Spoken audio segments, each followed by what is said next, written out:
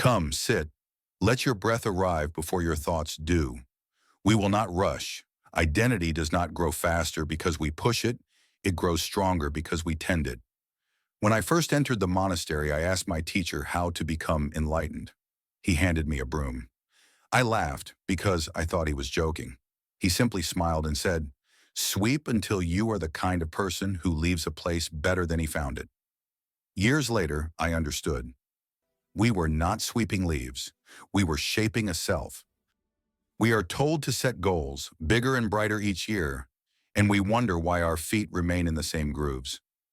Goals point, but identity walks. You do not rise to the level of your intentions. You settle to the level of who you believe you are.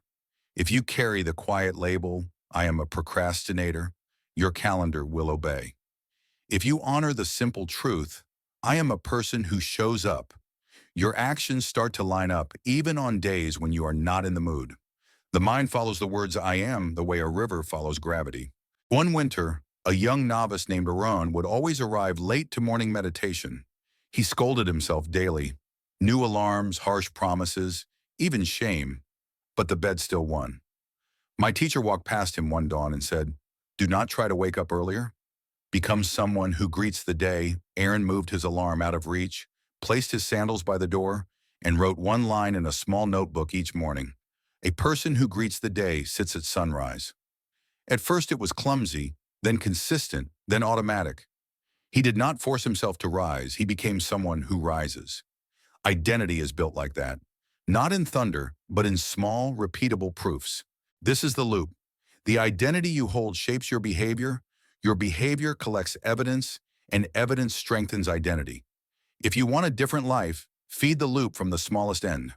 Ask, "Who would do this?" And then do the tiniest version now.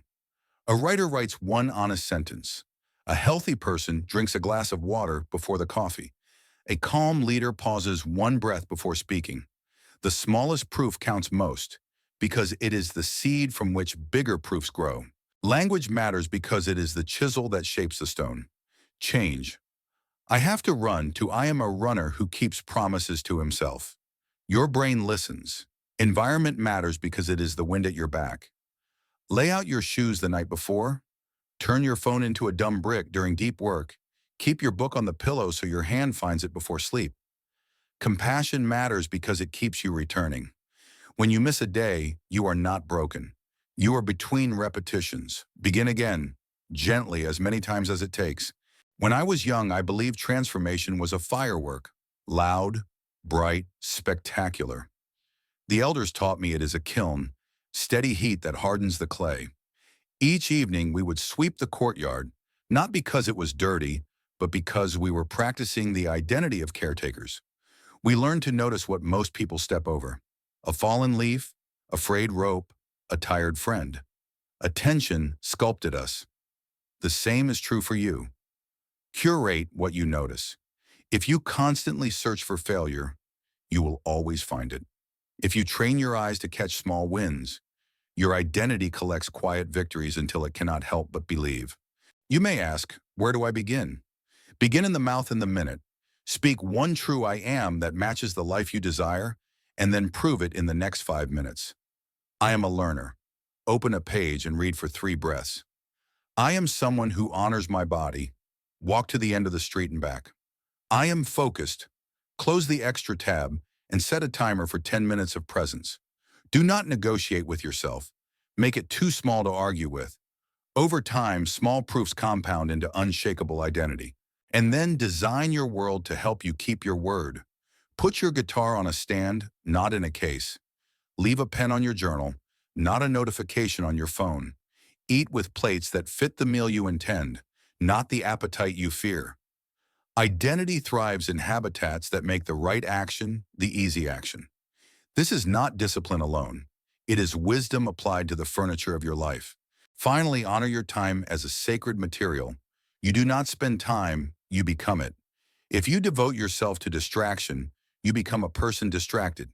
If you devote yourself to deep, kind work, you become depth and kindness. Each minute is wet clay. Your hands are already shaping the bowl you will drink from later. Shape it with care. Before you go, sit with me for one breath. Inhale and quietly say, I am becoming. Exhale and name who. Let the word be simple and good. Carry it into the next 5 minutes and collect one proof. Write it down this evening, not as a boast, but as a witness. Repeat tomorrow. Soon the question, will I do it, fades because you have become the kind of person who does. If this teaching served you, walk with me. Subscribe for more wisdom. Share this with someone who is ready to become. And in the comments, complete the sentence, I am becoming.